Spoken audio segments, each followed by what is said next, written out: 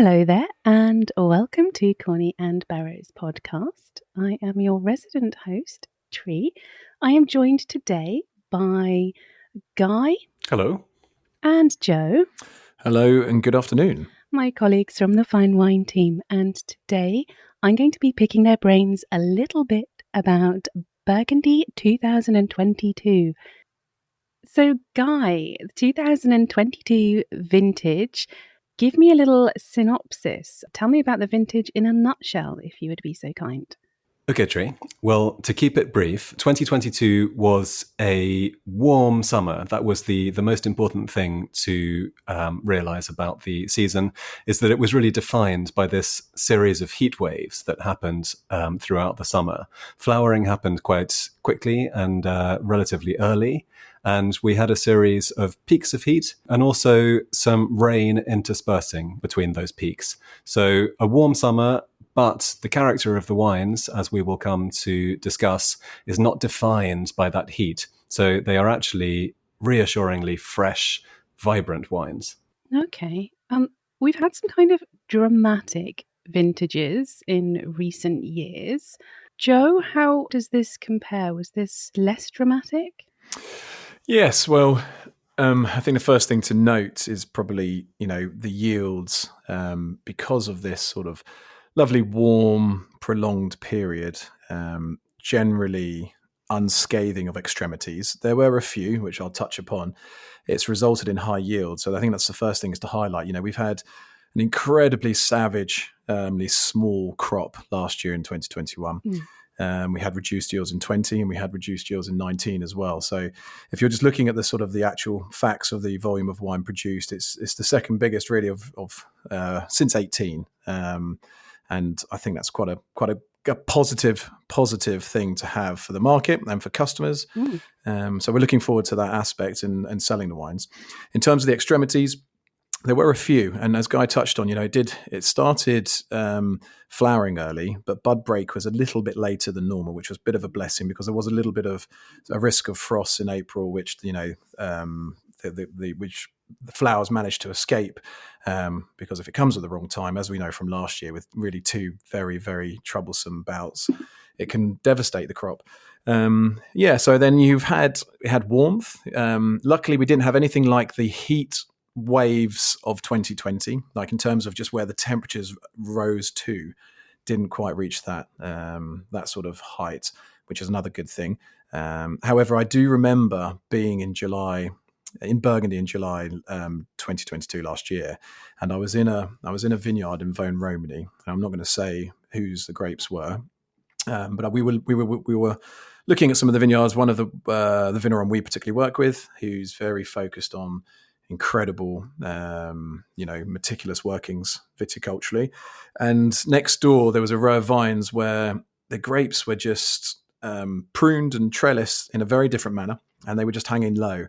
And we were just looking at it in this beating sort of heat and sunshine that was coming down at the time, and just thinking those grapes are surely they're going to get sunburnt. And I think that was one of the risks as well. So there's little extremities here and there, but on the whole, not as much as they have been in the previous vintages. And because, as what Guy touched on as well, we did have some water come in June, some decent amount of rainfall across the Côte d'Or in June, which then helped sort of keep that balance within the grapes, prevent too much hydric stress, and to result in pretty sort of quite cool grapes overall in terms of quality and freshness. Okay. And was it quite consistent over the whole of Burgundy, or was it a better vintage for certain regions? Guy? I don't think it's a vintage where you have to be very careful in terms of picking and choosing. And I think it's a vintage which has been equally successful for whites and reds, I would say. So sometimes we have Burgundy vintages where it's clearly a white wine vintage. And I'm thinking of maybe 2014 as an example. There are some lovely 14 reds, but I think it's largely associated with very high quality Chardonnay. I think in 22, the quality potential for both Pinot and Chardonnay, and also Aligoté, which we're seeing increasingly, was high across the board. So I think in that sense, there was homogeneity, which you don't always see in Burgundy. The main danger points of the season, as Joe touched upon, were frost, which was avoided. So that's the first kind of nervous period, which uniformly was avoided in Burgundy. There was a little bit of effect, I guess, on younger vines, but I think most people got away unscathed. And then the warmth of the summer wasn't accompanied by vineyard diseases, as you sometimes get. So there wasn't a vast amount of mildew pressure, as you sometimes have with more moist seasons. So I think the main vineyard dangers were pretty much dodged across the Côte d'Or, which is very good to see. Yeah, I would like to just echo as well with what Guy said. It's really refreshing to have a vintage where it seems to give a huge amount of quality and pleasure to both the whites and the reds.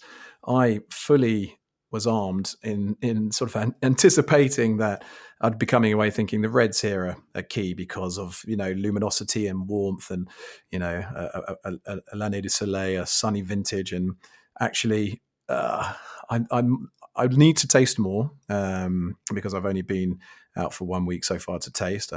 Guy's got a much better sort of reference point of a huge amount of tasting already.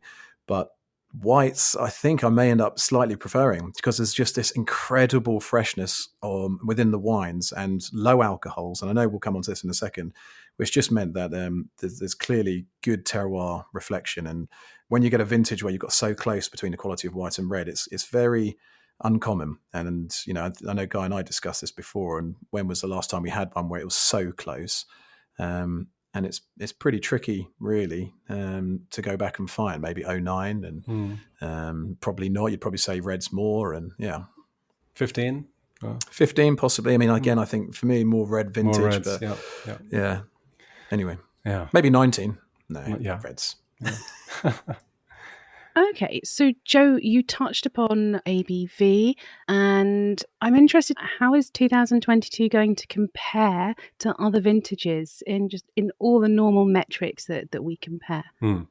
Good question, Tree, because as you say, the seasons, and this season in particular, are getting increasingly extreme in some cases. And so how do you salvage sort of moderate ABVs and fresh acidities from what is essentially a very warm growing season? I think in 2022, there were a couple of factors coming into play. One is the fact that there was a little bit of blockage of maturity. So temperatures actually got so high that in certain vineyards, and especially younger vine parcels, you get to the point where the vines temporarily just slow down, or even in some cases temporarily shut down. And that means that essentially photosynthesis temporarily is paused. And that means that the physiological ripeness stops developing and the acidity therefore stops dropping.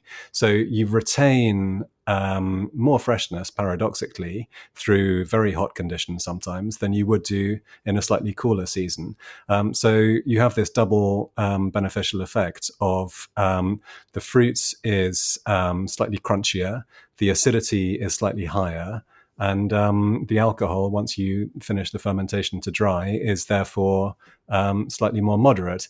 That's a sort of arguably minor effect, but I think it's one that's worth mentioning.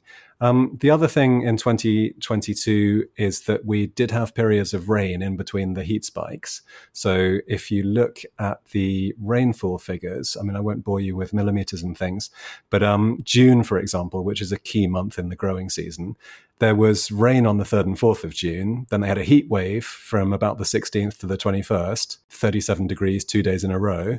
And then they had thunderstorms from the 22nd. I remember being in France. I was actually in the Rhone on the 22nd, and it was really heavy rain after a period of a couple of days. I think in my hire car the day before, it had been in the high 30s, because I remember I had a car which the air conditioning was broken on, and so it was absolutely boiling. And then I got into the same car the next morning to drive away, and it was freezing and wet. So, you did have these quite high disparities in terms of weather.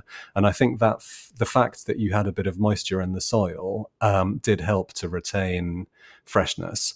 In outright terms, I think probably the pHs are not quite as low as they would be in very classical, very crisp vintages. You know, if you look at 2021, for example, I imagine the pHs there were lower than they were in 22. But the sensation of freshness, which at the end of the day is the most important thing when we taste, was fantastic. I think there's a slight aspect of cooler nights in 22 as well. There was perhaps a little bit more diurnal temperature variation than you get in some years. People compare hot vintages always to 2003 because, you know, this was the benchmark hot vintage for Burgundy and for France in general. I think the thing in 2003 was that you had a very compressed growing season and you also had very warm nights as well as very warm days. In 22, you did at least have variation between day and nighttime temperatures. So those, for me, I think were the most important factors in safeguarding this quite classical style to the wines in 22. The one other thing to say is that I know we wanted to get onto organics and biodynamics, and I think the increasing number of people working this way, and especially biodynamically in Burgundy in particular, has really fostered very deep root networks. And I think the fact that you've got roots digging very deep into the soil also means that you're able to retain a far more classical character in the wines than you would do if the roots were all stuck at sort of surface level. Yeah, I would echo so much of what Guy's sort of said. And I think a couple of points that stuck with me were certainly that sort of temperature variation that you had between day and night. I remember when we were visiting with Anne Moray, and, you know, she used April as an example and said there was huge swings from, you know, lovely spring sunny days to these almost minus temperatures in the evening. You know, which is a key accounting factor for how you've got that acid profile and how these wines have continued to sort of evolve phonetically through the growing season, but then what the resulting character traits are in the wines too. She also said something that stuck with me, which I loved, is, you know, 2022 very much it transmitted the day, and in particularly the daylight. And so when you've got heat, you've got that sort of ripeness of all the sugars, which, you know, will then in turn give that sort of higher alcohol content. It will give a different profile to, obviously, the pH level with acidity.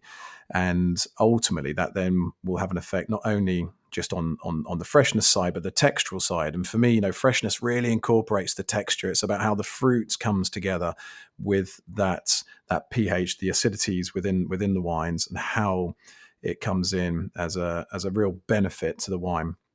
And, you know, I know we have said the word freshness a lot, but it's something that, you know, took us by surprise. And I think because of that particularly, these are wines. 2022 for me was a vintage where terroir is king. It's a mark of the vineyard's typicity is foremost stamped on the wine, and then you've got the support of the vintage with its fruit, with its texture, with its aromatic profile, depending on where you come from. And this is where the fun is going to come, because all of those who are already, you know, obsessed and love Burgundy like Guy and I do, you're going to pick your favorites. And I've already started to get some, you know, little ideas of where I think I will find my own personal preferences. And for an example, I think those vineyards which give more sort of terrestrial character traits to the wine versus what the French would call aérial, you know, of the air, where you've got aérial being that sort of more aromatic and ethereal and sort of pretty and light tone, and the terrestrial being more about the mineral verve of the wine, tension within the wine. I think 22 is going to lead me more towards those terrestrial vineyards. And if I was to give examples of that, it would be probably Richebourg versus Remy Saint-Vivant, or La Trissier Chambertin versus Charme. And I love how this is all going to sort of unfold in time across the way things age, because, you know, limestone rich vineyards in this vintage give you this salinity, this real sort of beautiful character that comes through with that freshness, and the clay and chalk again are leading you down different paths. So it's one that's going to be a very, very big crowd pleaser, but it's also going to satisfy the intellects as well, if you like. Okay. So in general, and I know we don't like to generalize too much, is this a vintage that you would suggest people would keep in their cellars for a while, or is it one that they should be tucking into relatively early on? How approachable is it? What should people be doing with these wines when they buy them? Yeah, it's a good question. And it's always hard to taste en primeur or to taste from barrel and to project forward in terms of how these wines might age and will they shut down and will they continue being lovely from the off. The honest answer is nobody knows. I have the feeling that it's not a dense, difficult vintage to taste. There's not an excess of tannin. And there's nothing out of kilter. There's a lovely sense of poise to the 22s. And so for my money, I think it will remain open. Maybe the great Grand Crus of the Côte de Nuit might shut down for a time, but that's pretty normal. I think it will be a vintage to cellar certainly, but I think it's also a vintage for upfront enjoyable drinking. I think. The mentality, and we in Great Britain are probably at the extreme in terms of wanting historically to cellar our wines for a long time. I think that's beginning to change. I think there's more willingness now of people to check in on a young vintage while it's still developing. We were just talking about this earlier today, in fact, with Joe, and that people are quite keen, even if they know a wine is not at its absolute peak in terms of maturity, to open a bottle out of a case and see how it's getting on, because there's so much joy to be done in sort of following the progress of a wine through its life. So I would say people are probably less worried about sort of catching that perfect moment of opportunity where a wine is really singing, and more interested in just sort of following its progress through the years. Yeah, the journey of how the wine is progressing. Yeah. We touched earlier on your numerous trips to Burgundy. I know, Guy, you've been a fair few times. Joe, you said you were there in July, and I imagine you're going to go back. As a company, Corny and Barrow have visited Burgundy quite a few times. Why do we do that? And is that normal? Interesting question. I mean, I'd probably say, to answer the latter part first, I don't think it's necessarily normal. There will be a few other sort of merchants, competitors who go out sort of throughout the year. However, I think it just sort of indicates, with Burgundy and Corny and Barrow, it's almost synonymous now. And it's not that that's the only region we specialize in, but it's definitely one of our key regions and, one of our... It's a strength. Sort of key passions as a company. Yeah, absolutely. It is a strength. And it's a region that we love deeply for the people as well as the wines that are produced. So, with relationships is what Corny is all about, Corny and Barrow. So we are, frequently throughout the year going there. We're going on buying trips. Guy heads up that team, and I know he's out there at least 3 or 4 weeks just tasting primeur samples. And throughout the rest of the year, he'll be going to either visit on occasion to see specific producers, or I will be out there with customers and visiting producers, bringing the drinkers and the domens together, hosting events, introducing some Burgundy lovers to certain domens for the very first time in person. So it's something that we feel is very important. It's something that we will continue to do. Because it's a place that's very special to us and will continue to be so. Yeah. I think from my perspective, working as we do very closely with some of these wonderful producers, it's not just a case of going once a year and tasting the wines and saying, okay, thank you very much, see you same time next year. It's actually an ongoing relationship, as Joe says. And this is something which is crucial to make the difference between somebody who literally just buys the wines and sells them on and then moves on, or somebody who actually sees themselves as part of the team and part of the presence in a certain market for these producers. And we very much aspire to be, and I hope are, the latter. From a customer perspective as well, I think it's brilliant for people to feel that they're part of this of this experience. I think we've kind of moved in recent years from people wanting to collect wine to people wanting to experience wine in a more holistic way, and traveling and meeting people and opening great bottles in restaurants in Burgundy. That's all part of it. And it makes the whole experience more enjoyable, I think. Yeah, and it all adds to that journey that we were talking about earlier. Completely. And it's not just about the vineyards and the domains. It's the place. It's Burgundy, Beaune, and the various small villages. They are what they are from its own historical journey and its own route. And I just love the romance about the region itself. And I think to try and get customers to experience that is a key point in understanding Burgundy. As you are really involved in Burgundy, as you said, it's more than just the vineyards. Tell me about the restaurants, because I absolutely love my food. Did you encounter any new restaurants? Are there any old favourites in Burgundy? If any of our listeners are planning to visit, where would you recommend? And are there any standout dishes that you would recommend? So, woman after my own heart tree. I absolutely love my food, and chowing down in Burgundy is one of the highlights. There's lots of restaurants there which we could go through. Guy and I actually we keep a list between us of the classics, the sort of newer, edgier places, the wine bars, in and out of town, which village. So we've always got a generally a good idea of where we can recommend people to sort of steer them towards. And so if they want to get in contact with us, we'll always happily do so. But I guess one new one that I tried this time in Meursault was called L'Episode, and I loved it. It was this very small down a side alley just off the high street in Meursault, and you go into this dining room, and I would say there was probably 18 to 20 covers max.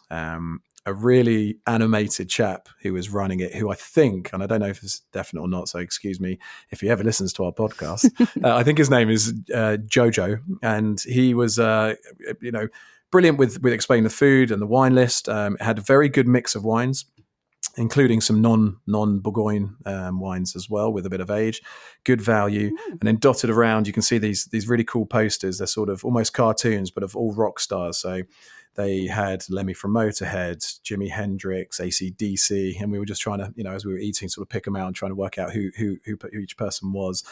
So that gives you a sense of the environment that you eat in. And then it's just home-cooked food. You're in the restaurant there. You've got the kitchen just behind a counter. You can see it all happening.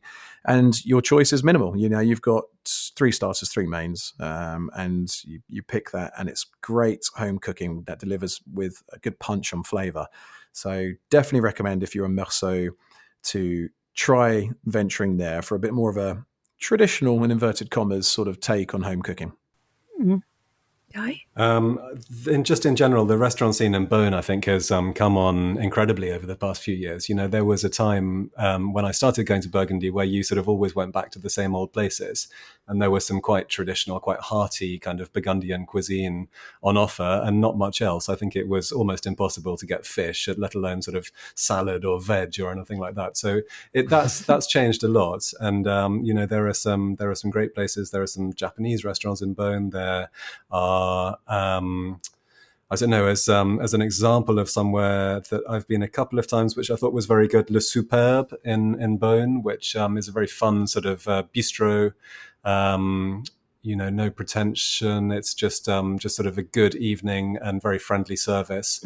But there are so many good places that you can try, and outside of Beaune as well. The Le Soufflot in Meursault again has become a bit of an institution, and the guys running that are very friendly as well, and that will be full of growers and wine trade people. But you don't necessarily need to go to those places. It's also possible to get off the beaten track if you go up into the hills and explore the villages up there. I think one of the finds, not just from a restaurant perspective, but just in terms of the countryside and the landscape, was going up into the hills, into the likes of Montilly, and going to Auxey-Duresse and the valleys kind of above Saint-Aubin, up into the Haute Côtes de Beaune especially.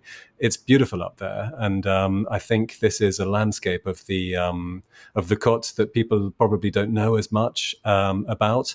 And increasingly, the young upcoming winemakers who really want to try to branch out on their own or do something different are having to explore these slightly higher elevation villages because the prices are so astronomical elsewhere. So I think that's a very vibrant part, and it's also a very, very beautiful part of the Côte.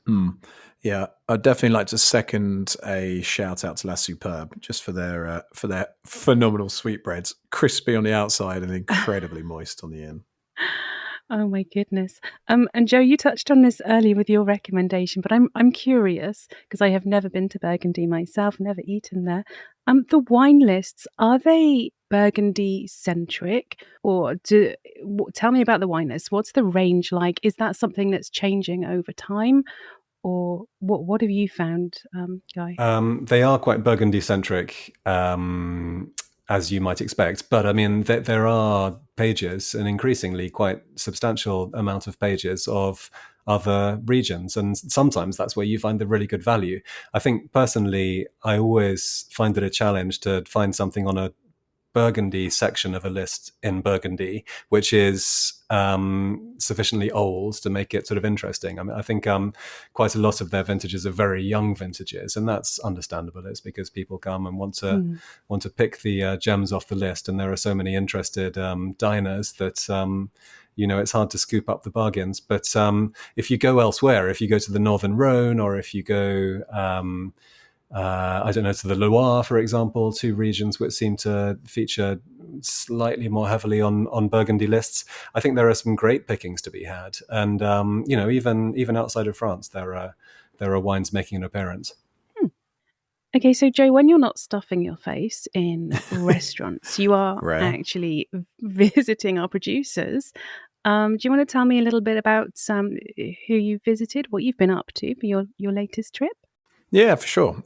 So my trip was a mixture of seeing some friendly faces and people who've been working for a while, and some new faces, and so it's a really nice mixed bag to get a good sort of idea of the vintage. People have probably heard me say this before on this podcast, for sure, on one of the podcasts, but certainly friends and customers of mine. Pierre Moret, Domaine Pierre Moret is a domain that I love, and Pierre Moret himself is probably my most favourite white winemaker. That's sort of come out of Burgundy, well, not necessarily come out, but has graced Burgundy and given us so much sort of pleasure through his incredible passion and skill. His daughter Anne now sort of manages the domain and runs the domain, and with her son. And we had a great tasting there, and I loved the wines. And in 22, like I said earlier on in this episode, that there is this sort of sense of tension of sort of crystalline purity, but this freshness and terroir-driven styles, and that's what really plays into their holdings in Meursault and a few outside as well, with Auxey, etc. But another one that I loved visiting is Domaine Trappé. But with Trappé, we, as you probably know, with a couple of other odd domains that we are exclusive for in the UK, we're the year behind. So we then had to jump to Mindset for 2021. But I loved, I love. I've always had a very big soft spot for Trappé as one of the first places I visited, sort of 12, 13 years ago with Guy and Alison, and met Jean-Louis. And the 21s, we had to sort of change from all of a sudden this sort of more generous, very sort of juicy kind of red styled red Pinot Noirs from 22 into 21, which had, again, it's more of a sort of a purity. There's a lovely sort of texture to the wines in 21, because I do think they're going to be a little bit earlier drinking than, say, 2020s. But we explored the range, and what was fascinating is they are now, the Premier Crus, for example, they are now bottling them separately. So we're going to get the full range of Premier Cru from them. But that was a wonderful tasting, where I think both Guy and I enjoyed thoroughly.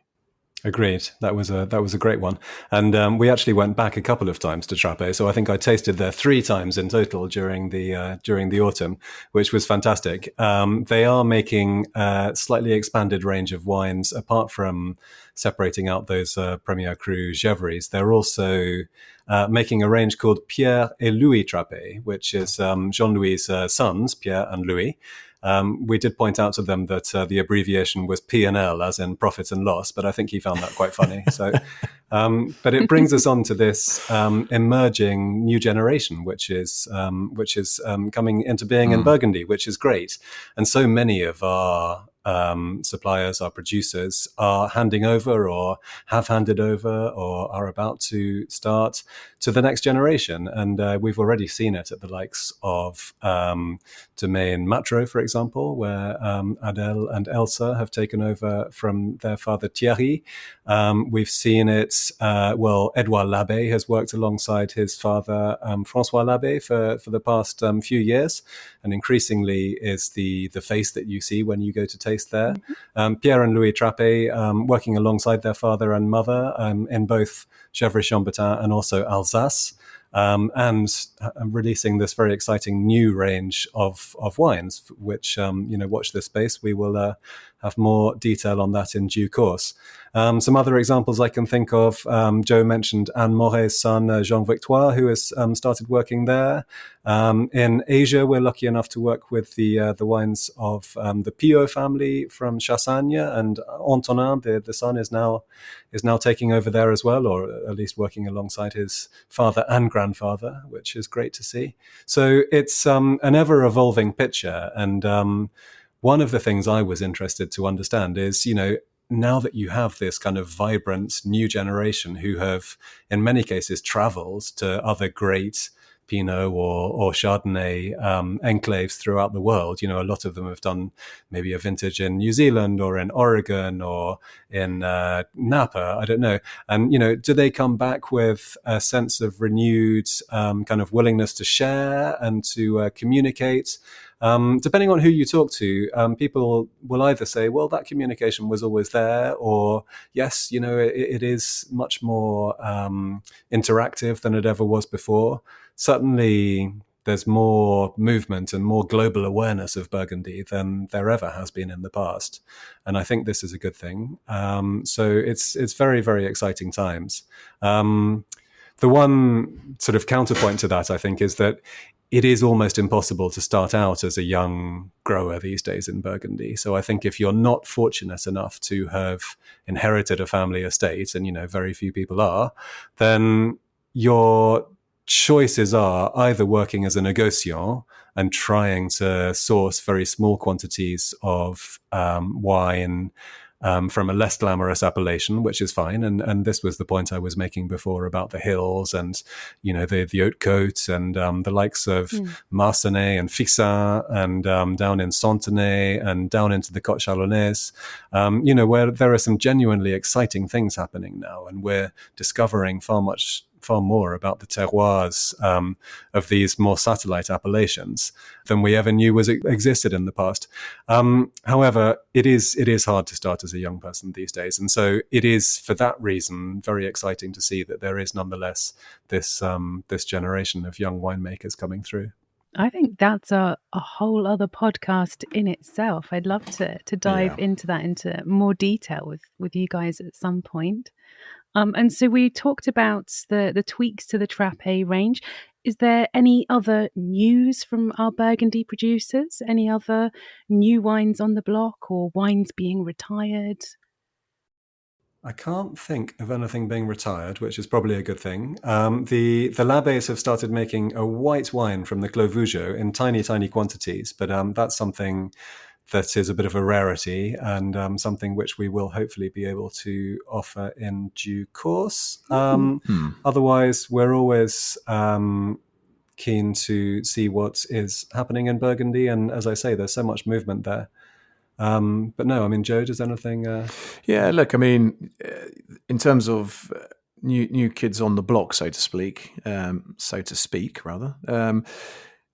always sort of hearings and musings, and certain domains come to the party per se, on certain vintages, which capture some attention, which then sort of garner this sort of closer sort of inspection on the wines, and that's always going to happen, and it's good fun when it does.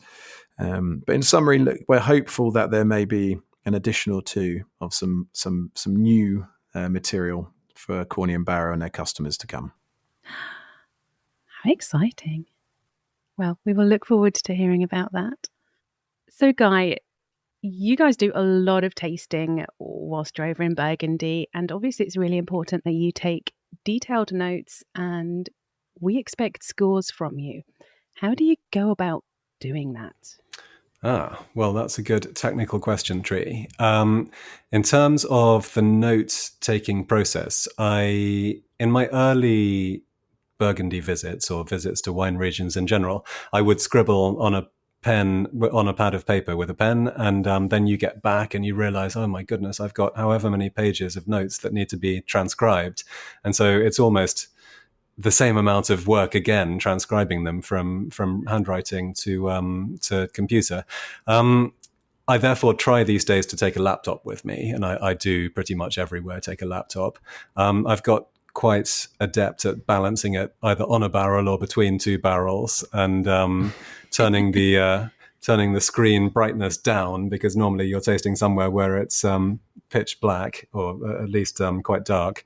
So I tend to do that, and I set up a template beforehand. So I have the wine names in front of me already, and if I try to have a little bit of information about each wine as well. So at least I know by looking exactly what it is we're tasting. Then what I'll try to record as we taste are my impressions on the wine. So that basically breaks down into what does it look like, what does it smell like, what does it taste like, and then some sort of encapsulating phrase to give an idea of its quality or its potential or its personality. I'll then give it a score, which, is a good rigor, but I don't think should be seen as a shortcut for what is this wine like. So I think the detail is always in the notes, and I would always encourage people to read the full tasting notes. I try not to make them too long so they're not too boring. I do sometimes struggle for new adjectives and fruit descriptors, but you have to try to make each note as personable as possible. And the scoring system will basically break down into a score out of 20. Some people score out of 100. Notably, most of the main critics now score on a 100-point scale, which was started by Robert Parker and then adopted by others. We've always at CMB scored out of 20. In practical terms, that would basically mean that most of my scores will fall somewhere between 15 and 20. In reality, I would say 16 up to 19 is probably where most of the scores fall. I wouldn't like to think that we offer many wines which are sort of rated at less than 16. Having said that, it's a sliding scale, literally. And I break it into 0.5% increments. So you could have a 16, you could have a 16.5. And then I use a plus to indicate something which may improve. So if you taste something and you think, I'm tasting this at a certain point in time, I think it actually has the potential to improve beyond this point, I'll give it a plus. I don't do minuses because I think that sort of gives the impression that something may get worse, which is a sort of fairly negative way of scoring, I think. I don't do double pluses, so I just literally give it a score and then sometimes put a plus afterwards. I will then give a drinking range, and the range will be offered in a fairly conservative way. So I don't want people to sort of say, oh, well, I've gone to the end of this drinking range, I've opened the bottle and I'm disappointed because it's too mature. So sometimes people say, well, your drinking ranges are quite conservative. They are, and that's intentional. So the idea is, this is when I would recommend that you try the first bottle from a case. So you've got a case of 6. In the old days, a case of 12, and sometimes still a case of 12. When do you try the first bottle from that case? Okay, that's what the drinking range is really designed to do. It's a yardstick. And the final thing to say, I suppose, on that is that scores are offered within their peer group rather than outright. So in theory, it should be possible for a village wine to score higher than a Premier Cru or even a Grand Cru, because if you think it's an absolutely outstanding example of a village wine, then you should score it accordingly. But it's a dark art, and it's something which is offered as a yardstick and a suggestion more than an absolute guarantee of quality. Okay. Joe, do you have any? Do you have your own approach to tasting notes? No, we're very well. Yeah, I'm still on the pad and pen. I haven't quite upgraded myself to digital yet, so I do have, which I quite like actually. On my desk, I've got a series of books which go back, to 2010 Burgundy, whatever. So I can reference them in a romantic way, but practically, definitely not as not as efficient, as quick as Guy, who can look back in a pretty much seconds by searching. So. Maybe I should consider upgrading myself. However, no, more so probably just to reiterate, I think reading the note is crucial, because when I write my notes, the predominant focus is on the structure of the wine, and it's how it feels, it's the shape, it's the components. Yes, of course, we will write. I think Guy would probably agree with it, and we're both right about the fruit profile and the sort of the describing adjectives for especially the fruits and the spices, etc., where it can get nice and flowery and suck you in. But the important part to really to get under the skin of a wine is to understand the structure, and that's what the purpose of these trips are. Is you're going to understand a vintage, and the best way to do it is to subject yourself to the broadest range as possible as you can, and in a good timely manner. And I know Guy's going back in January for his fourth trip in 2 months, and so that's the sort of frame we're talking about. And again, just to sort of reiterate and echo what Guy said about scoring, it is important. It's not a shortcut, but it is also within this peerage. I love it when I score a Bourgogne Rouge or a Bourgogne Aligoté. Well, I'll give you an example. There was a Beaujolais village by a producer we work with in Scotland called Benoit Moreau, and it's a Beaujolais village because it's declassified. And so he's actually got his vineyard for it is from memory 670 meters. So it's too high to be included in the appellation, where he's mainly based in between Chirouble and Morgon, and at this altitude, actually, sorry, it's 520. I think it's 520. At this altitude where it's grown, it can't be passed as part of the village. It's declassified, and I absolutely loved it. And I scored it 18.5 to 19. It's not an expensive wine. I've already bought some, not from us because we haven't got our allocation yet, elsewhere, because it's. I was just so impressed, and that's the point of it, to strike you in those moments and to be like, oh wow, okay, this is serious, because that's what it's all about, and then sharing those bottles with like-minded people.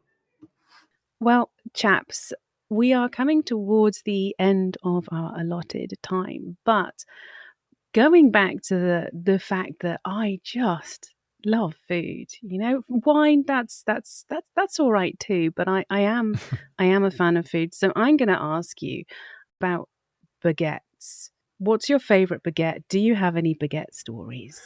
Well, I remember one tasting morning when we were starting at 8:00 in Gevry, I think it was, and we were far too early for breakfast in our hotel. So we had to rely on picking up a croissant stroke baguette on the way to our first tasting. And it's always a bit of a mad dash, and sort of leaving the car on the side of the road in the rain, running into a local boulangerie and coming out armed with baguettes and croissants. So they do sometimes serve a purpose. The most unexpected baguette experience I had actually was up in the Haute-Côte, I think it was, coming across a baguette vending machine, which apparently is a thing. And you see them every now and then, sort of presumably if you're in an emergency and need a baguette, you can go through your loose change and and come away with something at least. But no, I don't have a best baguette experience. What about you, Joe? Yeah. I am a bread lover, that's for sure. So specifically, I mean, baguettes I'm fond of. I'd probably, if there was an offering of some sort of olive bread or tomato focaccia or something like that, I may be tempted away into that region. But this is about Burgundy. So I'm trying to think restaurant wise. There's a plethora of great restaurants we've touched on, and they've all got a good offering of bread and baguettes. But I guess it sort of made me think what would be, when I was out there that week, what would be a great baguette wine. And it's, there was another sort of surprise package, which was going when we were tasting at Joseph Roti with Pierre Jean. And they make a Marsanne Rosé, of all things, 4 barrels each year. And this is going, actually, no, slightly, it was 4 barrels in 2021. So with Roti, similar to Domaine Trappé, we are a year behind. So 2021 being a smaller crop, it's a little bit, normally they produce a little bit more than 4 barrels. But I was bowled over by it. I loved it. I scored it 18.5 out of 20, and that's something for me to do with a rosé. But it's got a lovely pale copper color, and the fruit is beautifully in check in 21. There's this lovely acid level which comes in a fresh approach, and it balances that ripeness really nicely, and it gives that sort of fine, lovely texture and a real pleasure. So the reason I scored it that high is because it's without doubt, it's the best vintage I've had of Joseph Roti Marsanne Rosé. For baguette, okay, you're thinking at the start of the meal. I quite often think of a Ploughman's. I think of a lunch, and I'm thinking, if you've got your baguette in hand, a bottle of Marsanne Rosé in a vintage, in an afternoon like a vintage which 22 gave us, which was just glorious sunshine and luminosity and heat. That's where I'd take my baguette, to a bottle of Marsanne Rosé. Nice. And to tie that in with the tasting at Roti and the baguette theme, the lovely thing about tasting at Roti, or one of the lovely things, is that they come out with a plate of gougère while you're tasting, and they have this wonderful smell. And especially if, as we do, you taste very early in the morning, it's exactly what you want. So this sort of gorgeous patisserie smell was suddenly wafting across our tasting, which was very welcome. Yeah, maybe subconsciously that influenced my my decision there, but it's quite awkward at times because you're sort of halfway through tasting the range, and Pierre Jean's sister arrives with a freshly baked plate of gougère, and they're looking at you. Go on, eat one. And you're halfway through tasting the range, and you're not quite sure whether now's the time to do it, or It'd be rude not to. But we did, and it worked lovely. We had a little break, we had a little chat, and then reconvened.